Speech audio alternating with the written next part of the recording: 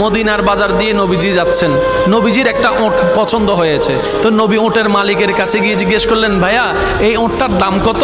ওই দামাদামি হলো, নবী সে দামে কিনতে রাজি হলেন, কিন্তু নবীর কাছে তখন অর্থ ছিল না। তখন নবীজি ওনাকে বললেন, আপনি আমাকে ওঁটটা দেন, আমি এখনই গিয়ে আপনার সেই প্রাপ্যটা পাঠিয়ে দিচ্ছি। ওঁটের মালিক ওনাকে ওঁটটা দিয়ে দিলেন। আশেপাশে যারা ওঁটের মালিক ছিল সবাই জিজ্ঞেস করতেছে, এই পাগলা, তুমি কি যাকে ওঁট দিয়েছো তাকে চিনো? বলে যে না। নাম জানো? বলে যে না। পরিচয় জানো? বলে যে না। ঠিকানা জানো? না। তো তুমি যে ওঁটটা দিয়ে দিলা, উনি যদি ওঁটের টাকাটা না ফাটায় তখন তো তুমি লসের মধ্যে চলে যাবা। সে ওঁটের মালিক বলে, এত সুন্দর নুরানি চেহারাওয়ালা কখনো বাটপার হতে পারে না, কখনো চিটার হতে পারে না, কখনো মিথ্যুক হতে পারে না।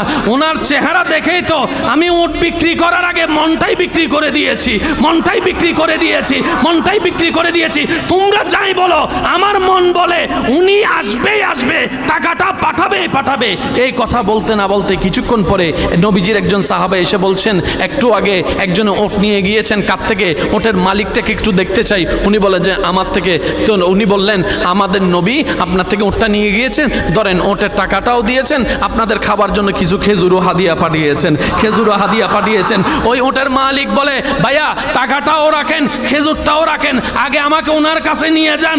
আমি ওঁট বিক্রি করি নাই, আমার দিলটাই বিক্রি করে দিয়েছি।